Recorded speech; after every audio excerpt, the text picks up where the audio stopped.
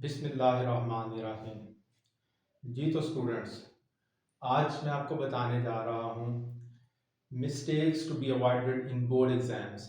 Exam सर पे हैं, बोर्ड के इम्तहानात करीब हैं और वो गलतियाँ जो स्टूडेंट्स अमूमन करते हैं तकरीबन हर पेपर में, किसी भी सब्जेक्ट का पेपर हो, स्टूडेंट्स कुछ गलतियाँ कर देते हैं जो कि बाद में उनके लिए नुकसान का सबब बनती हैं। वो गलतियाँ क्या हैं और वो कौन से तलबा करते हैं और उनको हम सॉर्ट आउट कैसे कर सकते हैं, उनका हल क्या है। मैंने अपनी बोर्ड मार्किंग के दौरान 5 चीज़ें ऑब्ज़र्व की हैं जो अमूमन हर तरह के तलबा करते हैं, एवरेज तलबा भी और अच्छे तलबा भी और सम टाइम बहुत अच्छे तलबा भी। वो चीज़ें क्या हैं, वो मिस्टेक्स क्या हैं, कौन सी चीज़ें हमने नहीं करनी। तो मैंने उनको सॉर्ट आउट किया। ये 5 चीज़ें हैं कि ink remover mistakes prominent, wrong paragraph, change of question numbering और टाइम मैनेजमेंट। इसमें स्पेशली जो इंटेलिजेंट तलबा तस्वर किए जाते हैं या वो तलबा जिनका एम होता है कि उन्होंने टॉप करना है, हाईएस्ट मार्क्स लेने हैं, उनके लिए फिफ्थ पॉइंट बहुत इंपॉर्टेंट है। अब होता क्या है, तलबा करते क्या है, पहला हमें देखना है। हम स्टार्ट करते हैं डोंट, नहीं करना। हमने क्या नहीं करना, डोंट यूज इंक रिमूवर। हमने इंक रिमूवर का इस्तेमाल नहीं करना। जी तलबा, इंक रिमूवर का इस्तेमाल हमने नहीं करना। क्यों नहीं करना, पहले ये कि जब आप इंक रिमूवर का इस्तेमाल स्पेशली कर देंगे इन केस कि आपसे कोई बबल गलत फिल हो गया, जो कि बिल्कुल भी नहीं होना चाहिए, लेकिन अगर आपने कोई बबल गलत फिल कर दिया, वो मतलब आपको क्रॉस हो जाएगा। आपने अपनी तसल्ली के लिए उसको इंक रिमूवर से रिमूव कर दिया तो उसका निशान वहां पे बाकी रह जाता है। कंप्यूटर स्कैनिंग में वो चीज आ जाती है। लिहाजा जहां पर भी एग्जामिनर को हल्का सा शक भी गुजरता है कि इस तालिब इल्म ने इंक रिमूवर इस्तेमाल किया है, स्पेशली बबल फिलिंग के दौरान, वो उसको वहीं पर क्रॉस कर देता है। तलबा अपने तय ये समझ रहे होते हैं कि उन्होंने नहायत सफाई से इंक रिमूवर का इस्तेमाल किया है, लेकिन इंक रिमूवर के इस्तेमाल से वो जो स्पेसिफिक पेपर होता है बोर्ड की आंसर शीट वाला, उसका कलर फेंट हो जाता है, थोड़ा सा हल्का हो जाता है, पिलाहट का शिकार हो जाता है, जिससे वो विजिबल हो जाता है। पता चल जाता है कि स्टूडेंट ने इंक रिमूवर इस्तेमाल किया है। तो एग्जामिनर के पास कोई चारा ही नहीं होता उसको क्रॉस करने के अलावा, क्योंकि वो लामहला कंप्यूटर स्कैनिंग में आना होता है और वहां पर वो चीज वाजे हो जाती है कि इंक रिमूवर इस्तेमाल हुआ है, लिहाजा वो मार्क आपका कट जाता है। ये तो था इंक रिमूवर का एक डिसएडवांटेज। दूसरा डिसएडवांटेज मेरी नज़र में ये है कि जब भी स्टूडेंट्स के पास इंक रिमूवर होगा, उनकी जो मिस्टेक्स करने की स्पीड है, स्पीड कह लें या जो उनकी आदत है मिस्टेक्स करने की, वो बढ़ जाती है। वो बार बार कुछ चीज़ें गलत लिखते हैं, उनको इंक से रिमूव करते हैं और दोबारा से सही करते हैं। इस सूरत में ये चीज़ हमें वेस्टेज ऑफ टाइम में ले जाती है, जो इंटेलिजेंट तलबा के लिए वेस्टेज ऑफ टाइम,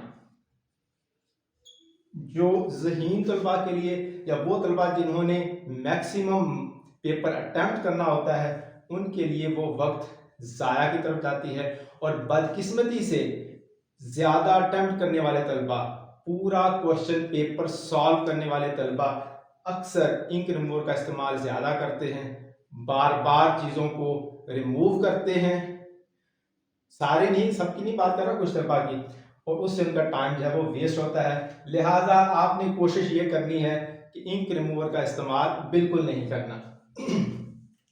अच्छा, अब अगर आपने इंक रिमूवर का इस्तेमाल नहीं करना तो मिस्टेक तो हो जाती है, हम इंसान हैं, कंप्यूटर तो है नहीं।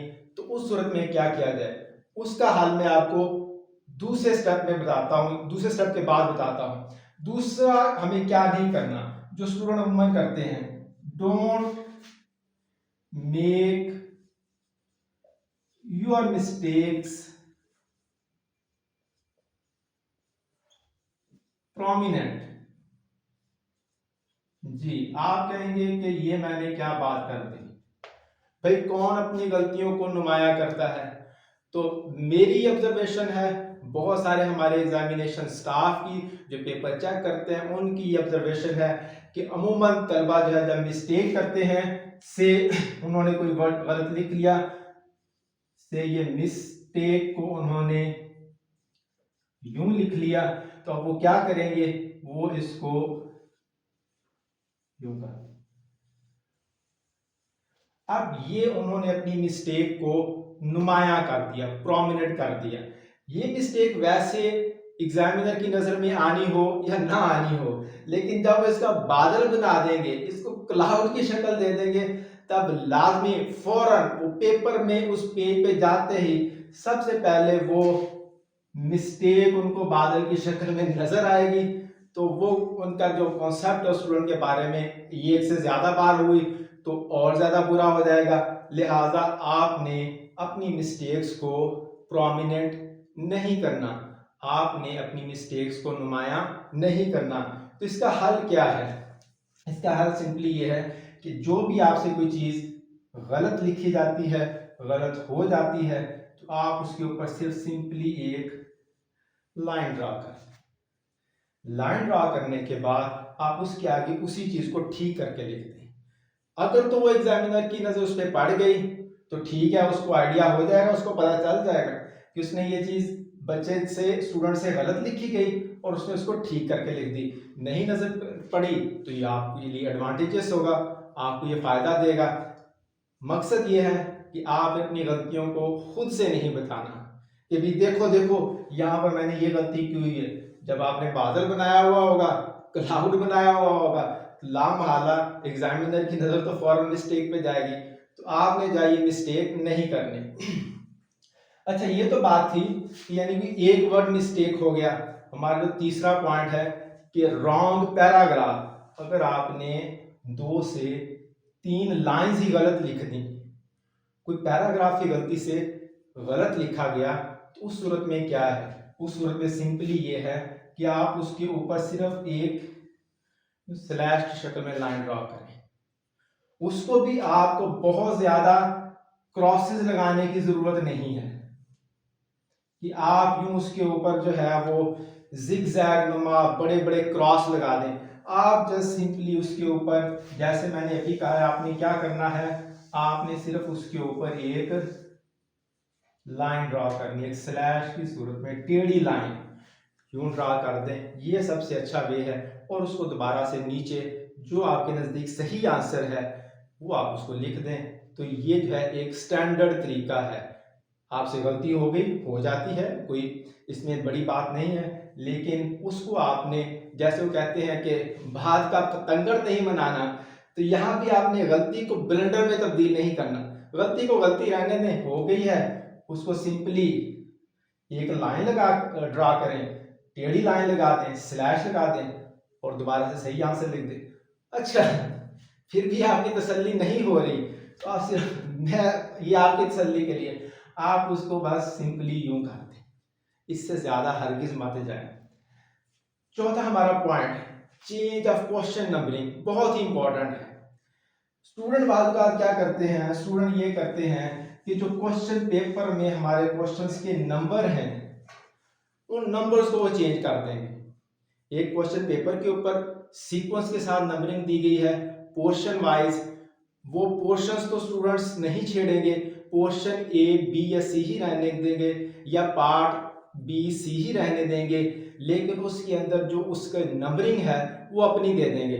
सी स्टूडेंट ने जो है पार्ट को सेकंड अटेम्प्ट कर रहा है, इसमें उसने, अब जो क्वेश्चन पेपर में क्वेश्चन 1 है लेकिन पीछे वो पार्ट 1 में 5 क्वेश्चन अटेम्प्ट करके आया, तो वो उसको यहाँ पर क्वेश्चन 6 दे दे। ऐसा नहीं करना। हर पार्ट के जो आगे शार्ट क्वेश्चंस के क्वेश्चन नंबर होते हैं, सब क्वेश्चंस होते हैं, जो क्वेश्चन पेपर पे दिए गए होते हैं, आपने वही क्वेश्चनिंग नंबरिंग जो है वो फॉलो करनी होती है। वो नंबर हर क्वेश्चन के लिए मखसूस होता है।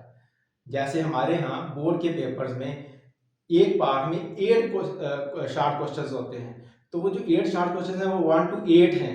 आपने उनको आगे 9, 10, 11 तक नहीं ले जाना, आपने उनकी नंबरिंग चेंज नहीं करनी।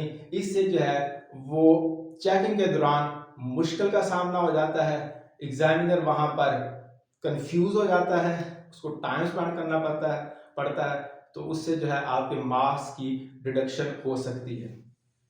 फिफ्थ पॉइंट जो मैंने कहा था कि इंटेलिजेंट तलबा के लिए बहुत ज़रूरी है, कौन सी चीज़ नहीं करनी और कौन सी चीज़ तलबा जो है वो कर जाते हैं। तलबा क्या करते हैं, शार्ट क्वेश्चंस पे स्पेंड टू मच टाइम। जी,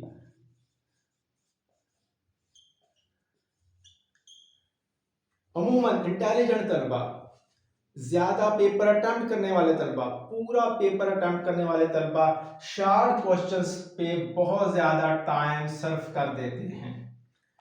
वो शार्ट क्वेश्चन जो 2 मार्क का है उसके लिए वो पूरा पूरा पेज पढ़ देते हैं, हालांकि टू दी पॉइंट 2 से 3 लाइंस में उसका आंसर होता है, लेकिन उन स्टूडेंट्स के पास क्योंकि काफ़ी ज़्यादा ज़खीरा होता है, उनकी मेमोरी बहुत अच्छी होती है और वो सारी की सारी रिप्रोड्यूस करना चाहते हैं। वो नहीं चाहते कि हमें जो आता है हम उसको छोड़ जाएं। इस कोशिश में वो शार्ट क्वेश्चंस के लॉन्ग आंसर्स दे देते हैं। मैंने देखा है एक पेज के ऊपर एक शार्ट क्वेश्चन का आंसर। अच्छा है तो ये अच्छी बात, लेकिन इससे जो है उनकी आगे टाइम मैनेजमेंट में मसला आ जाता है। वो जो है सारे क्वेश्चंस अटेम्प्ट ही नहीं कर पाते। एक एक शार्ट क्वेश्चन को इतना ज्यादा लेंथी करके लिखेंगे तो उनके लिए सारे शार्ट क्वेश्चंस अटेम्प्ट करना मुश्किल हो जाएगा। अच्छा, उसने सारे शार्ट क्वेश्चंस कर लिए, लॉन्ग क्वेश्चन के लिए टाइम कम बचेगा, तो जहां पर ज्यादा टाइम सर्व करना था, जहां पर वाकया ही 4 और 5 मार्क्स के लिए ज्यादा उसे ज्यादा लिखना था, ज्यादा मवाद फराहम करना था, वहां पर फिर वो शार्ट हो जाएगा जो उसकी मार्क्स की डिडक्शन का सबब बनेगा। तो कभी भी आपने डोंट स्पेंड, जी, don't spend too much time on short questions. Short questions का आंसर टू दी पॉइंट दें। शार्ट क्वेश्चंस का आंसर टू दी पॉइंट देने के बाद आप लॉन्ग क्वेश्चन पे अपना सारा जो है, जो आप उनके भी हमारे पास मतलब वो हर क्वेश्चन पेपर के लिहाज से डिफरेंट उनके मार्क्स होते हैं, उसके मुताबिक आप उस टाइम को मैनेज करें। ज़्यादा मार्क्स वाले के लिए ज़्यादा लिखें, कम मार्क्स वाले क्वेश्चन के लिए थोड़ा लिखें, ताकि आप पूरा पेपर अटेम्प्ट कर सकें और तभी जो है आप उसमें से पूरे मार्क्स ले सकेंगे। मैं उम्मीद करता हूं कि आप इन 5 पॉइंट्स को ज़रूर फॉलो करेंगे अपने एग्ज़ाम से पहले, ताकि आप किसी भी किस्म के नुकसान से बच सकें, मार्क्स रिडक्शन से बच सकें, जो हमारा मकसद है। बहुत शुक्रिया।